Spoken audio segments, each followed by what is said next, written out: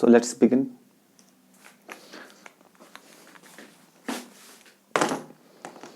हम लोग जो बात कर रहे थे लास्ट क्लास में, we were talking about the this thing, क्या बोलते हैं, we were talking about our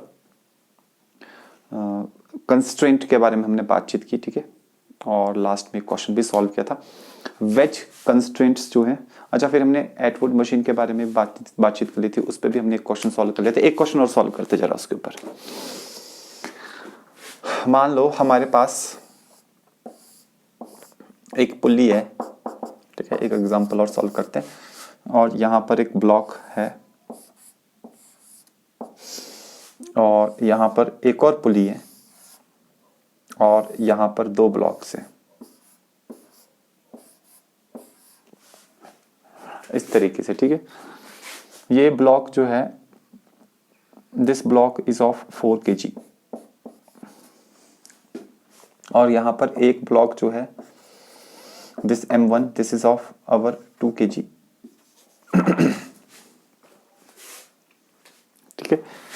और यहाँ पर हमारे पास जो है ये M2,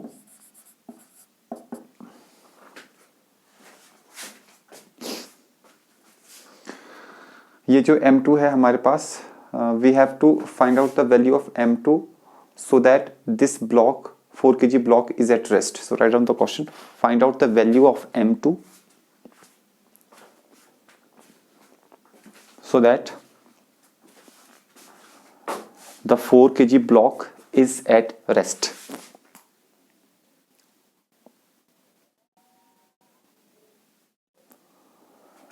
So that the 4 kg block is at rest.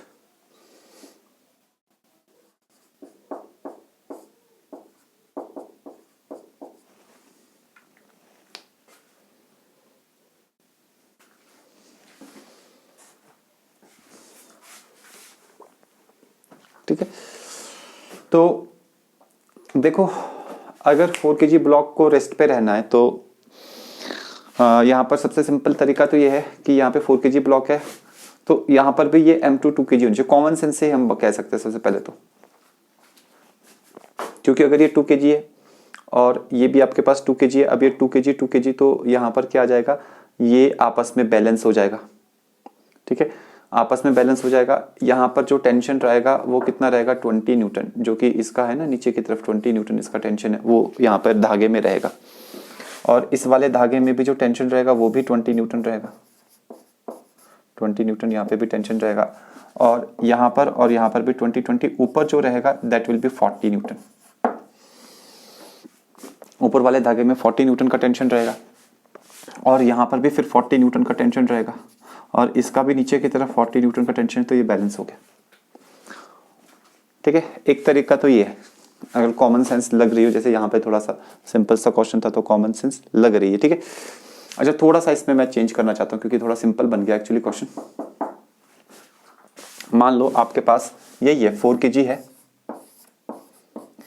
और यहाँ पर जो है ये पुल्ली है, सेम सिचुएशन है, बस थोड़ा सा मास में चेंज कर रहा हूँ। मान लो यहाँ पर मैंने 6 kg रख दिया और यहाँ पर मैंने मास M2 रख दिया, ये M1 है। क्वेश्चन सेम है, what is M2 so that 4 kg remains in equilibrium. Simple सी बात है, ठीक है। अब देखो यहाँ पर भी एक तरीके से हम कर सकते हैं, जैसे इसका 40 न्यूटन रहेगा नीचे की तरफ और यहाँ पे टेंशन रहेगी, that tension will be again 40 Newton. इस पूरे धागे में यहाँ पर 40 न्यूटन, तो यहाँ ऊपर की तरफ यहाँ पर भी 40 न्यूटन, यहाँ 40 न्यूटन, तो यहाँ और यहाँ आधा आधा टेंशन डिस्ट्रीब्यूट होगा पुली में। अच्छा, दोनों तरफ आधा आधा टेंशन डिस्ट्रीब्यूट होगा, कितना 20 न्यूटन और यहाँ पर भी 20 न्यूटन। अब अगर ये ब्लॉक रेस्ट पे है तो ये पुली भी रेस्ट पे होगी, क्योंकि ये पुली और ब्लॉक आपस में जुड़े हुए, तो पुली भी रेस्ट पे होगी। अच्छा, अगर ये पुली रेस्ट पर है तो ये जो ब्लॉक्स यहाँ पर है आपके पास, ये ब्लॉक्स तो ऊपर नीचे एक्सेलेरेट कर सकते हैं, 6 kg या ये M2 जो भी इसमें से बड़ा होगा वो ऊपर नीचे जा सकते हैं, ठीक है।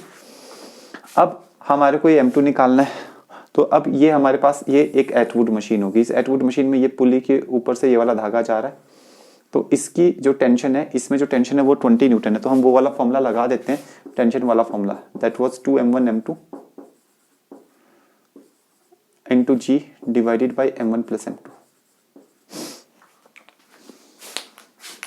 2m1m2 into g divided by m1 plus m2। तो टेंशन कितना है, टेंशन है जी 20 is equal to 2 into m1 m2, m1 is 6, m2 हमें नहीं पता, तो 6 into m2 into g is 10 divided by m1 plus m2, m1 plus m2 कितना हो जाएगा, 6 प्लस 2 दैट विल बी 8, ठीक है, सॉरी 6 प्लस 2 नहीं, 6 प्लस m2, 6 प्लस m2 करना था हमने, 6 plus m2, m1 plus m2 is 6 plus m2, ये ऐसे करके आ जाएगा।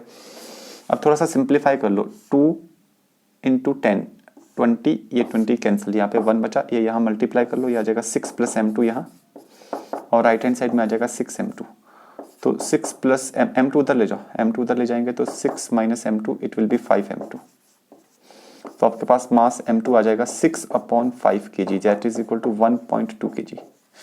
तो मतलब आपको यहाँ पर 1.2 kg का ब्लॉक जो है वो रखना पड़ेगा, तो अगर आपने यहाँ पे 1.2 kg का ब्लॉक रखा तो डेफिनेटली आपके पास ये आ जाएगा, ठीक है। तो ऐसे करके एटवुड मशीन के ऊपर अलग अलग टाइप के क्वेश्चंस बन सकते हैं, बस आपको देखना है कि इस टाइप का डायग्राम है, तो वो दो फॉर्मूले जो एक्सेलरेशन का हमने कराया और एक ये टेंशन का फॉर्मूला, ये टेंशन का फॉर्मूला, इससे पहले एक और एक्सेलरेशन का फॉर्मूला था, वो फॉर्मूलेस आप डायरेक्टली यूज कर सकते हो, काफी ज्यादा यूजफुल फॉर्मूलाज है ये, ठीक है, फाइन। अच्छा, अब जो है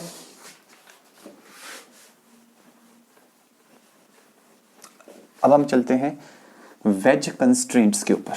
लिखिए नेक्स्ट टॉपिक, लिखिए veg constraints.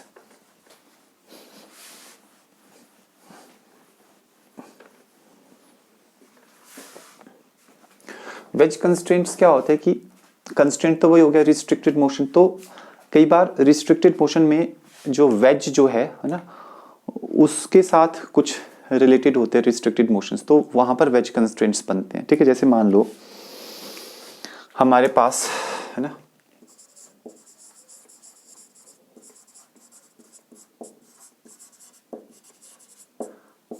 Constraints means restricted motion. जैसे मान लो हमारे पास एक सिंपल सा केस है, एक हमारे पास वेज है। अच्छा, वेज क्या होता है, वेज और ब्लॉक में फर्क है, ठीक है। जैसे ये हमारे पास ट्रायंगुलर शेप्ड वेज है, ठीक है। तो wedge is basically it is not a block, है ना, block is actually a cuboid और क्यूबिकल शेप, ऐसे करके ये ब्लॉक होता है।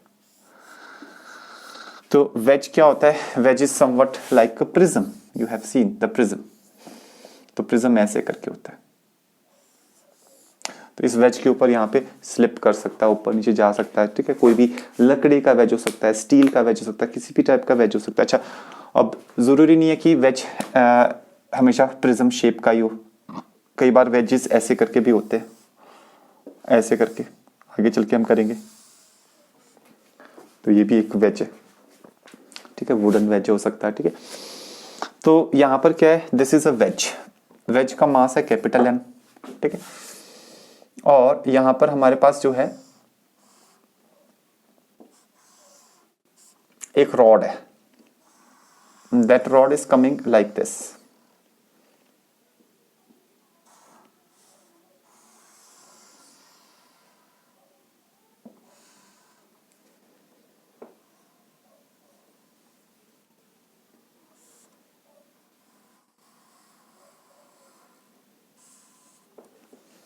ऐसे करके, ठीक है।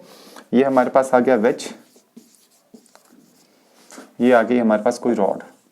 फ्रिक्शन कहीं पे भी नहीं दे रहे अभी हम, बाद में आगे चल के फ्रिक्शंस भी आ जाते हैं अलग अलग सरफेसेस पे, ठीक है। मान लो ये जो वेज का ये वाला एंगल है, दिस एंगल इज थीटा। अब सवाल उठता है, अच्छा रॉड का मास है स्मॉल m, अच्छा ये क्या है, ये दो एक्सटर्नल सपोर्ट्स है, एक्सटर्नल सपोर्ट्स। जैसे आप ऐसे समझ लो कि जैसे ये देखो, ये जो पेन है, ये पेन यहाँ से ऐसे कटा हुआ है, ठीक है। तो ये रॉड भी देखो यहाँ से ऐसे कटी हुई है ना, ठीक है। तो वेज ऐसे करके है और ये ऐसे करके, यहाँ पर पेन ऐसे करके है, ठीक है। अब पेन ऐसे करके, तो यहाँ से मान लो मैंने ऐसे करके इसको पकड़ लिया, तो अब ये पेन ऐसे एक्स एक्सिस के लॉन्ग मूव नहीं कर सकता, एक्स एक्सिस के लॉन्ग मूव नहीं कर सकता, ऊपर नीचे मूव कर सकता है, नीचे आ जाएगा या ऊपर चला जाएगा, ठीक है। तो वैसे ही है ये जो एक्सटर्नल सपोर्ट्स है ये इस रॉड को ऊपर नीचे मूव कराने के लिए, मतलब rod will move only along Y axis, it will not move along X axis और anywhere else, it will only move along Y axis, okay. तो उसके लिए ये एक्सटर्नल सपोर्ट्स है, ठीक है। तो हम इसको वेज कंस्ट्रेंट्स में हम इसको क्वेश्चन फॉर्म में भी कर लेते हैं, ठीक है, क्वेश्चन फॉर्म में कर लेते हैं और वहां से एक क्वेश्चन भी सॉल्व हो जाएगा, वेज कंस्ट्रेंट भी आपको समझ में आ जाएगा, ठीक है। तो लिखिए, analyse the motion, analyse the motion, find out, number first part, constraint relation,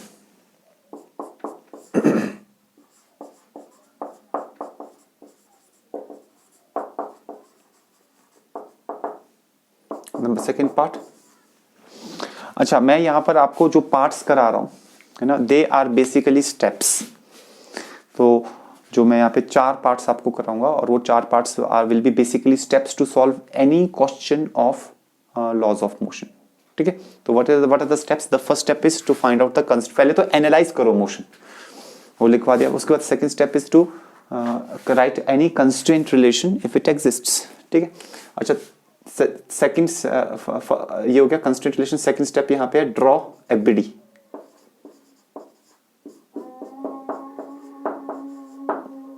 ठीक है। फिर तीसरा स्टेप होता है राइट इक्वेशंस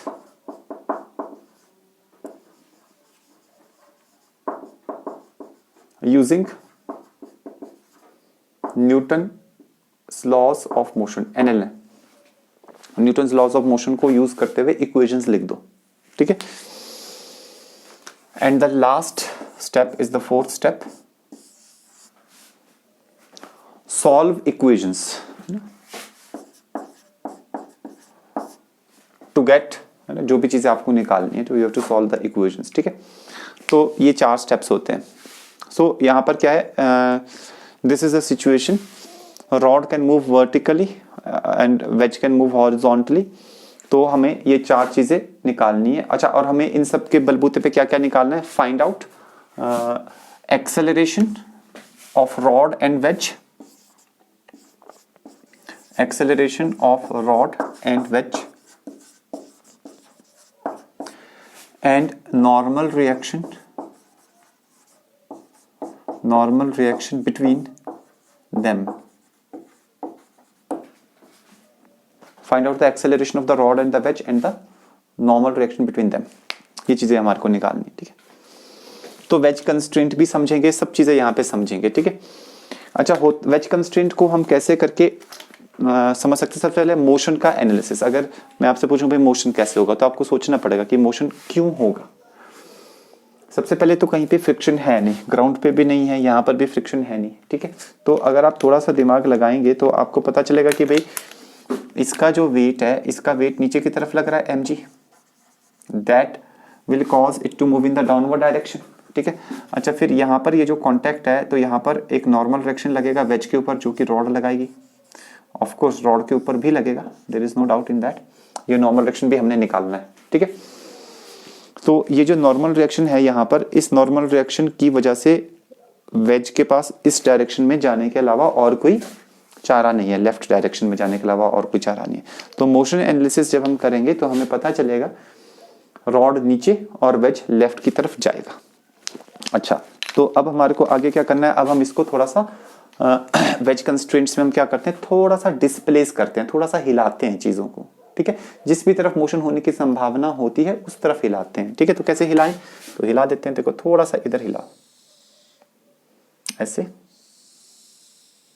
ऐसे करके ये इधर को हिल गया, ठीक है।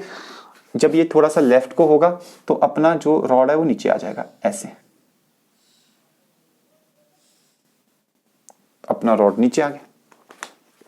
वेज लेफ्ट को चला गया, रॉड नीचे आ गया। अच्छा, वेज जो लेफ्ट को गया, वेज लेफ्ट को कितना गया, है ना, let us take this distance. तो ये जो डिस्टेंस होगा जो लेफ्ट की तरफ वेज गया, this distance is our x distance left की तरफ गया, ठीक है।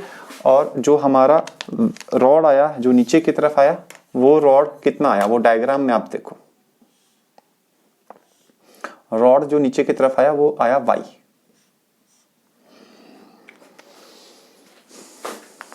अच्छा, अब हमें क्या करना है, अब हमें किसी भी तरीके से x और y के बीच में कोई रिलेशनशिप ढूंढना है, किसी भी तरीके से ढूंढो उस रिलेशनशिप को, ठीक है।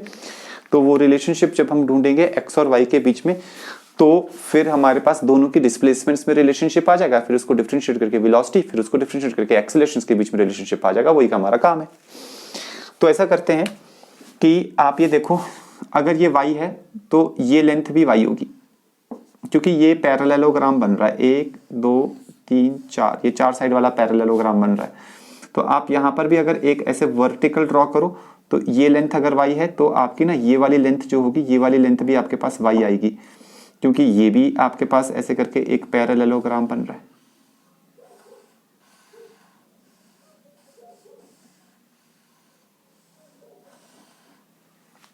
ठीक है। अच्छा, ये y है, ये x है और ये एंगल थीटा है।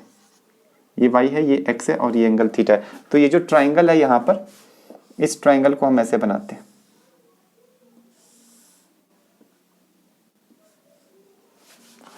ये y है, ये x है, ये थीटा है।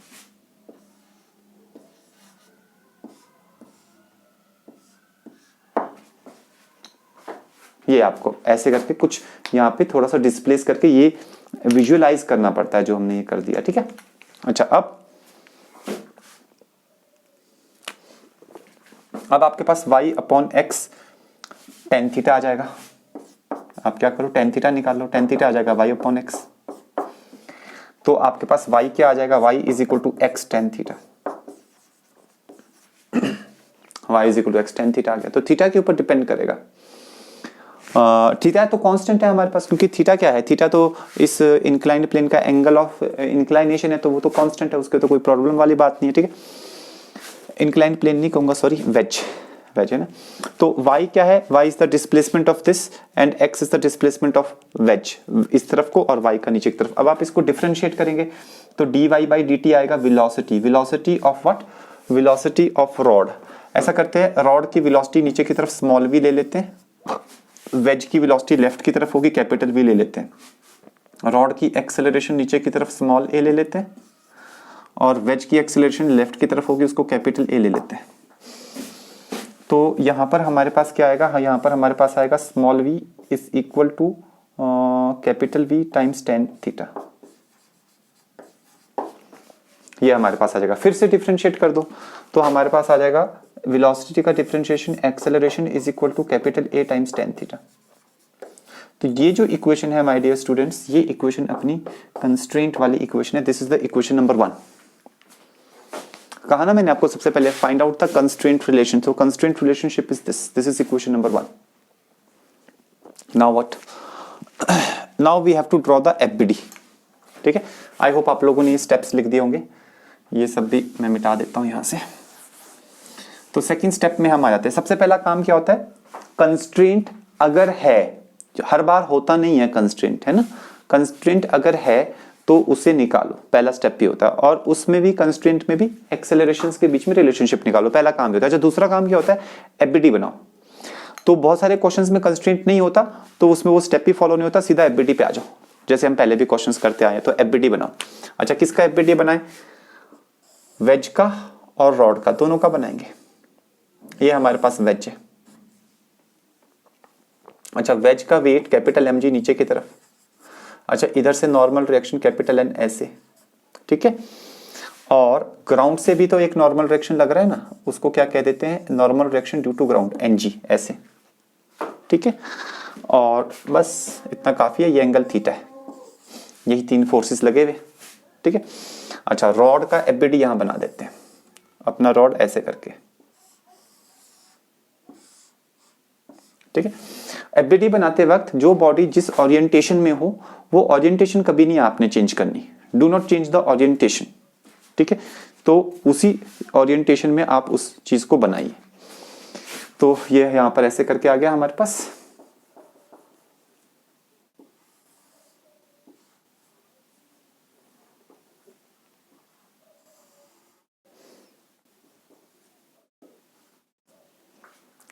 अब इसका वेट mg नीचे की तरफ, और यहां से नॉर्मल रिएक्शन ऐसे, ठीक है। और इसके ऊपर साइड से भी नॉर्मल रिएक्शंस सॉरी इसके ऊपर साइड से भी नॉर्मल रिएक्शंस लग रहे होंगे। एक नॉर्मल रिएक्शन यहां से लग रहा होगा, एक नॉर्मल रिएक्शन यहां से लग रहा होगा, डेफिनेट सी बात है, ठीक है। उनके कुछ रख लो, जैसे आपने ग्राउंड से तो Ng रखा हुआ है, तो आप यहाँ पे नॉर्मल रिएक्शन कुछ भी रख लो, N1 N2 रख लो, ठीक है। इसके पास एक्सेलरेशन नीचे की तरफ होगी स्मॉल है, इसके पास एक्सेलरेशन इस तरफ होगी कैपिटल है। वैसे एफबीडी में एक्सेलरेशंस बनाने की जरूरत नहीं होती, लेकिन चलो हमने बना दी, ठीक है। तो ये हमारे पास एफबीडीज बन गए, सेकंड स्टेप हो गया। लेकिन अभी इसमें हमें ये देखना कि इस फोर्स को हमें कंपोनेंट्स में तोड़ना। जो फोर्स तिरछा है, ये देखो नॉर्मल डायरेक्शन, इसको तोड़ो कंपोनेंट्स में।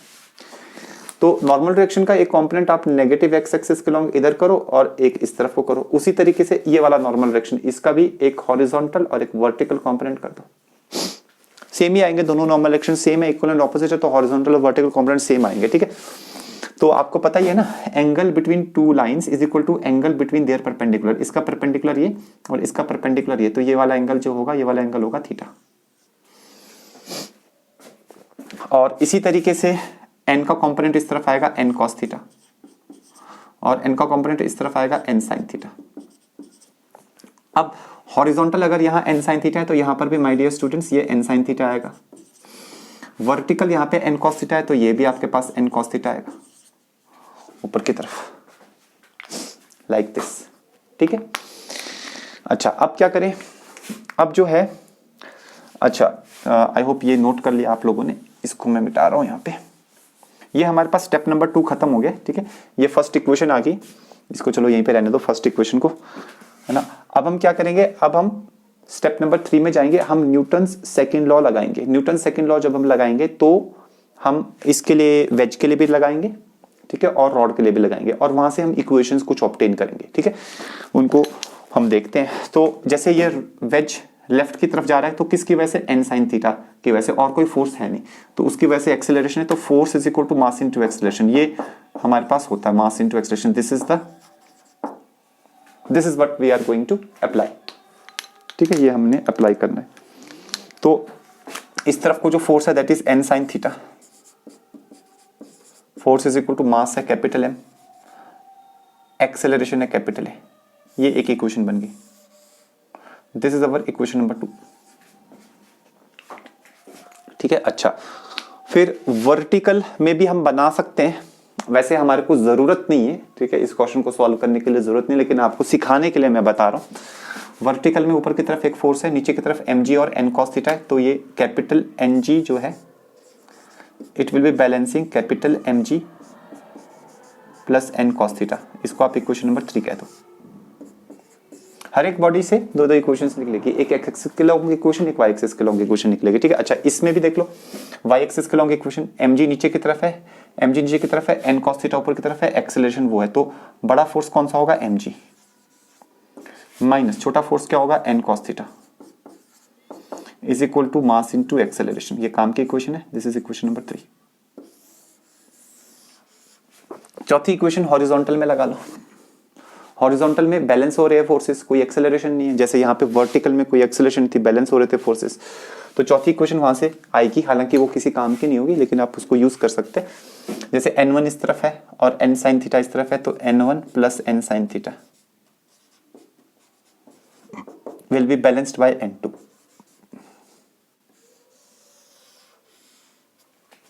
n1 plus n sin theta will be balanced by n2. This is equation number 4.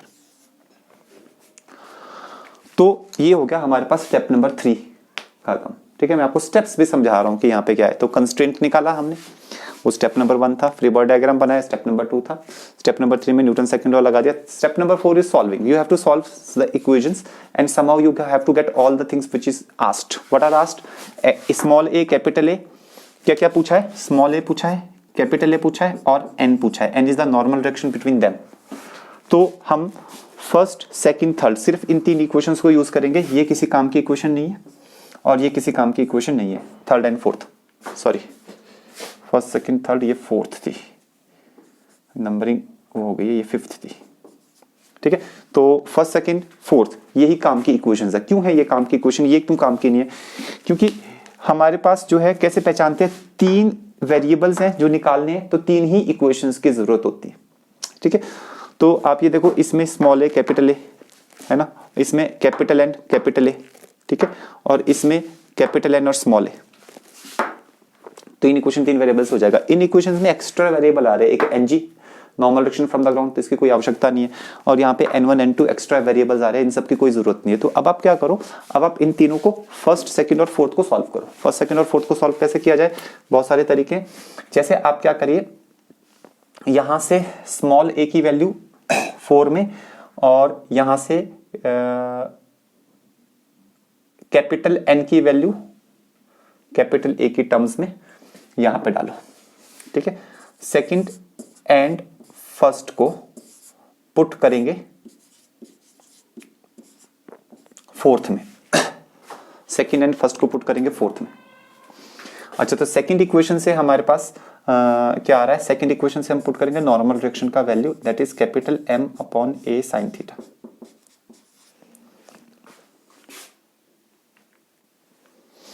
ठीक है, और यहां से तो स्मॉल ए पुट करेंगे, तो हमारे पास क्या आएगा, हमारे पास आएगा mg minus capital N is MA upon sine theta into cos theta is equal to small m into small a is capital A tan theta.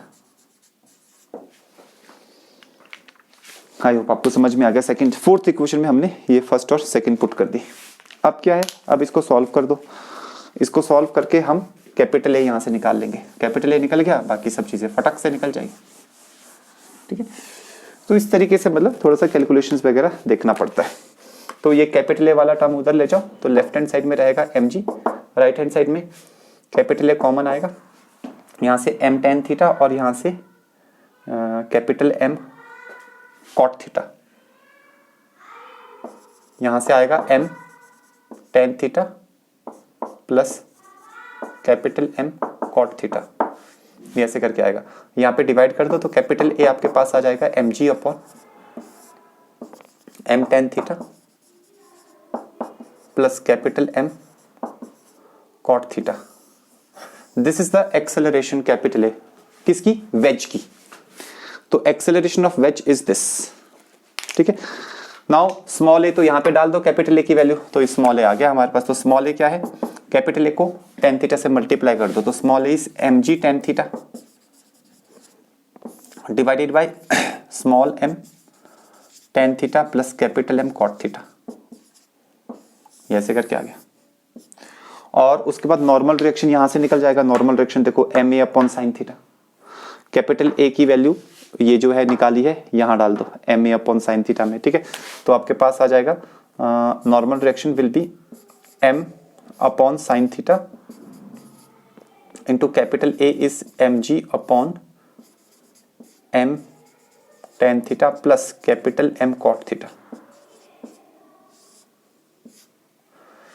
इस तरीके से फिर साइन थीटा को आप ऊपर थोड़ा बहुत एडजस्टमेंट वगैरह आपने करनी हो, आप खुद ही कर लेना। ठीक है, but these are the answers. तो क्या चीज हमने यहाँ पे सीखी, यहाँ पर हमने सीखी कि भाई वेज में मेन चीज, यहाँ पे 2 चीजें मेन चीज सीखी गई है। एक तो वेज कंस्ट्रेंट कैसे निकाला जाता है वो, ठीक है, और दूसरा जो है जो हमने सीखा वो हमने ये सीखा कि भाई किस तरीके से आप क्वेश्चन को सॉल्व करने का तरीका क्या है, लॉज ऑफ मोशन। आगे चल के फिर हम वो करेंगे, क्या बोलते हैं अपना फ्रिक्शन करेंगे, उसमें भी यही फंडे होते हैं। फिर उसके आगे सर्कुलर मोशन में भी यही सब कॉन्सेप्ट लगते हैं। तो क्या है, 4 स्टेप्स आपने याद रखने हैं। पहला स्टेप आपने क्या, सबसे पहले चारों स्टेप से भी पहले आपको मोशन का एनालिसिस तो थोड़ा सा देखना पड़ेगा।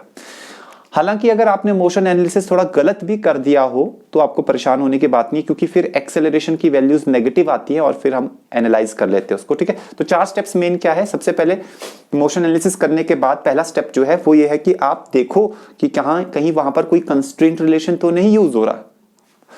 पुली वाले केसेस है तो कोई मूविंग पुली तो नहीं है, वेज वाले किसी से तो वो वेजेस ऐसे करके मूव तो नहीं कर रहे, कंस्ट्रेंट मोशन में तो नहीं मूव कर रहे। अगर कर रहे हैं तो एक्सेलरेशंस के बीच में रिलेशनशिप निकाल लो। वेलोसिटीज के बीच में जो रिलेशनशिप होता है वो भी बहुत जरूरी होता है, बट वो आगे चल के जब आप वर्क फॉर एनर्जी करेंगे तो वहां पर उसकी जरूरत होगी, तो इस चैप्टर में जरूरत नहीं। तो जो कुछ यहाँ पे मैं आपको पढ़ा रहा हूँ ये चीज जो है रोटेशन तक यूज होगी। ये स्टेप्स क्या चीज, कंस्ट्रेंट निकालना, कंस्ट्रेंट निकालने के बाद फ्री बॉडी डायग्राम बनाना, रोटेशन तक यूज तो बहुत एक्सटेंसिवली यूज होता है, पूरी फिजिक्स में यूज होता है, बेसिकली पूरी फिजिक्स में यूज होता है, ठीक है। तो फ्री बॉडी डायग्राम बनाना, फ्री बॉडी डायग्राम बनाने के बाद क्या करना आपने, फिर आपने फ्री बॉडी डायग्राम बनाने के बाद आपने न्यूटन सेकंड लॉ लगा करके इक्वेशंस बनाना, फिर सॉल्विंग है, सॉल्विंग तो खैर हमेशा आपको ही करनी है, ठीक है। सो ये हमारे पास ऐसे करके हो गया। इसी के ऊपर एक क्वेश्चन मैं आपको आपकी प्रैक्टिस के लिए दे देता हूं, कंस्ट्रेंट के ऊपर है ना, कंस्ट्रेंट के ऊपर। और आप चाहो तो उसमें बल्कि आप कर सकते हो, नॉर्मल रिएक्शन भी निकाल सकते हो और एक्सेलरेशंस भी निकाल सकते हो वेज और रॉड का। तो बेसिकली जो पिछला क्वेश्चन किया उसी का सेकंड पार्ट लिख लो आप, आपने घर में प्रैक्टिस करनी, ठीक है।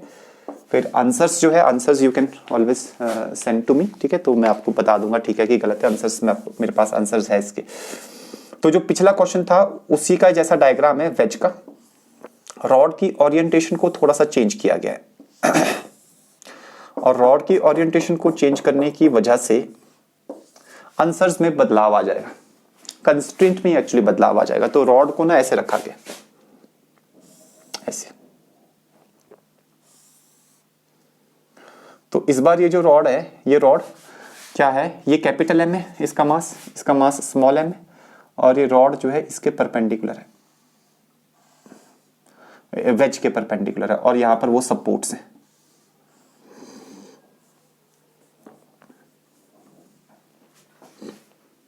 ठीक है, ये इस तरीके से। तो बस you have to solve this question. क्या करना है आपने, वो 4 स्टेप्स की प्रैक्टिस करनी है। कंस्ट्रेंट निकालो, एबीडी बनाओ, एबीडी बनाने के बाद आप अपना लॉज ऑफ मोशन लगाओ और फिर सॉल्व करके 3 चीजें निकालनी है। क्या निकालनी है, acceleration of the 2 wedge and rod and normal direction acting between them. इतनी प्रैक्टिस करोगे और इन्हीं क्वेश्चंस को 2-3 बार प्रैक्टिस करोगे तो आपका लॉज ऑफ मोशन पूरा का पूरा एकदम सॉलिड हो जाएगा। फुल फ्लेज्ड क्वेश्चन है ये, इन पे सब कुछ समा जाता है इन क्वेश्चंस में, ठीक है। अच्छा, अब मैं आपको जो क्वेश्चन करा रहा हूं, कई बार हमारे पास वेज और पुली कंस्ट्रेंट्स इकट्ठे घुस जाते हैं, पुली भी होगी वेज भी होगा, कई सारी ऐसी सिचुएशंस होती है, ठीक है। तो वो देखते हैं जरा, लिखिए एक एग्जांपल, लिखिए क्वेश्चन, लिखिए find out the acceleration, find out the acceleration of the block and the ways. जैसे हमारे पास एक सिचुएशन है, यहां पर हमारे पास एक